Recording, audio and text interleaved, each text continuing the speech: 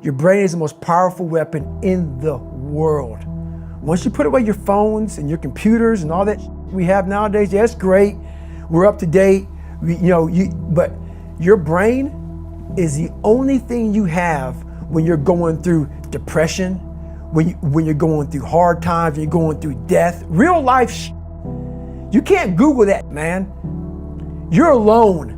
You're alone. You may have a shrink you're going to, you may have a best friend you're going to, but there's 24 hours in the day where you're alone in this brain, and your brain is talking to you in all kinds of ways, and it wants to control you and pull you in these different pockets. If you can't control your own brain and your brain controls you, you got to tell your brain where you want to go and how you want to go and how you want to get there. You got to control it. If not, it's over. What existed for me was, okay, man, how am I going to make this work? And all I knew back then was hard work. The only way anything gets accomplished. That's all I heard back in those days. You got to work hard. You got to work hard. I'm not getting I can't get this paragraph. I can't remember what the f***'s in this paragraph to pass this test to get in the military. Read again. Still not getting it. Read again. But if you're not getting it, write it out. And that's how I started learning. Okay, well, I gotta write out everything I do.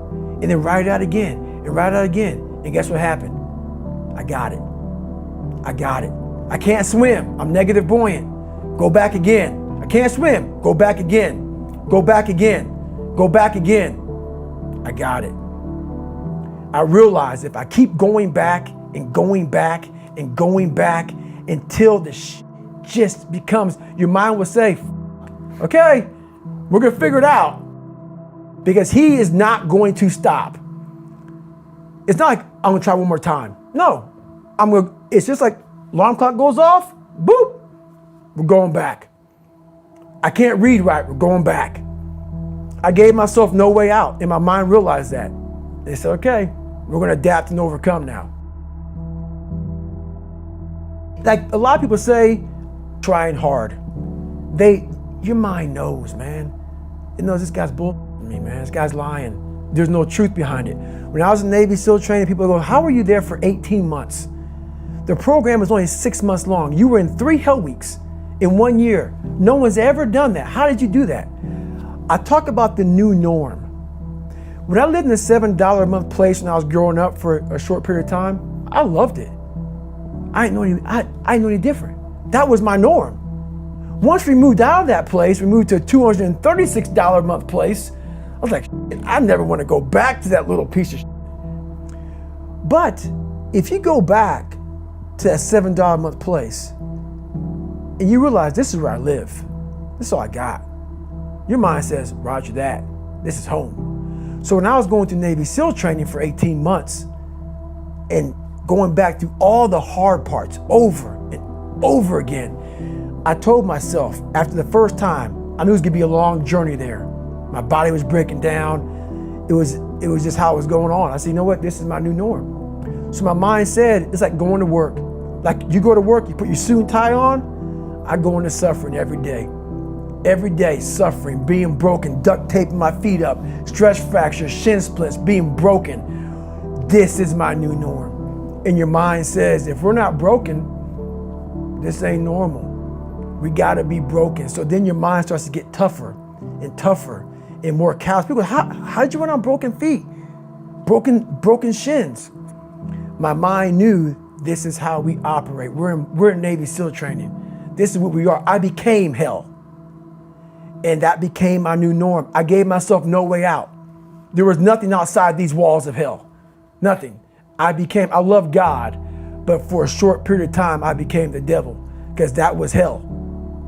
I became the boss, the owner, the CEO of Navy SEAL training. That was my mindset.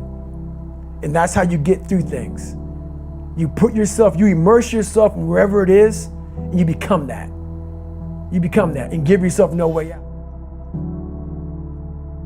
When I was 297 pounds and I was fat as hell trying to be a Navy SEAL, the scariest thing in the world to me, even to this day, was that could have been the rest of my life. I thought then I was trying hard. That's the scariest thing in the world. I thought then 297 pound, working for Ecolab, spraying for cockroaches, making $1,000 a month. I thought that was me at my 100% potential. Come to find out, a few years later, I wasn't anywhere near that. 106 pounds less, graduated Navy SEAL training, went on to do all these other things. Looking back on that, that was me trying hard. That's why people gotta understand, what is in us, we have no idea until we start trying hard. And I mean really trying hard, where you're obsessed with, hey, this is my new norm. My new norm is that, wow, this isn't always fun. It's not always meant to be fun. And that's when you know you're trying hard.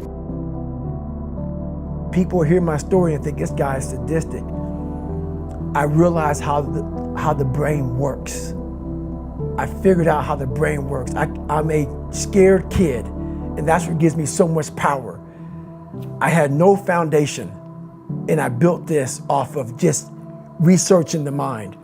The feeling you get is basically invincibility. You realize that you can't do it all the time.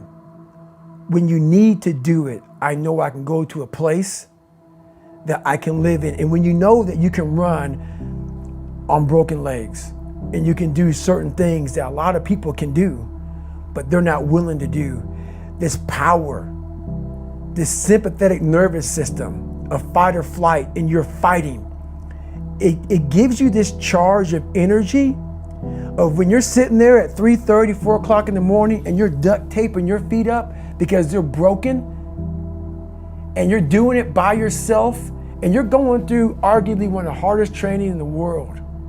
And these guys, most of them are healthy, and you're going through it broken, and you're already at a disadvantage, but you're still there. You can feed into that and tap into that for a lot of power. But if you look at it, well, I'm broken, man. I'm not gonna make it. But if you look at it as, man, I'm broken and I'm still here. And I'm fighting, and I'm gonna find a way to get through this because I have no other place to go. It gives you a lot of power. When things start to suck really, really bad, my brain and a lot of people's brain, they don't go to your dad beating you up. Your brain says, we gotta get the out of here. This is miserable. So anger goes away a lot of times when you're suffering because your brain just says, we gotta run, we gotta go. So that anger is not popping up saying, oh, I wanna show them, I wanna show those people. No, there has to be a much deeper, when I say deeper, it has to be down to mineral soil. It has to be down to that nice mineral soil where nothing can burn. You can't burn dirt. So it has to be down that low, that literally is something in you that's at the core of your soul. But you don't find it unless you spend a lot of time with what you want to be in life. I can't give that to you. Right. You can't give it to somebody. When you find your true passion in life, and my passion for me was like, oh, I want to be, I don't give a Navy SEALs, Army, I don't give a shit. I want to serve my country. I want to be someone that I'm proud of. I want to look at myself in the mirror because I was so disappointed. That accountability mirror I talk about, I was so disappointed in what I saw every day. I wanted everybody to love David Goggins. And a lot of people did. I didn't love myself. But I knew a lot of us want to find peace first. So people say, man, you always talk about this suffering and pain and I'm at peace right now because I went through that. Right? You don't find peace first. If you do, Merry Christmas. More power to you. More power to you.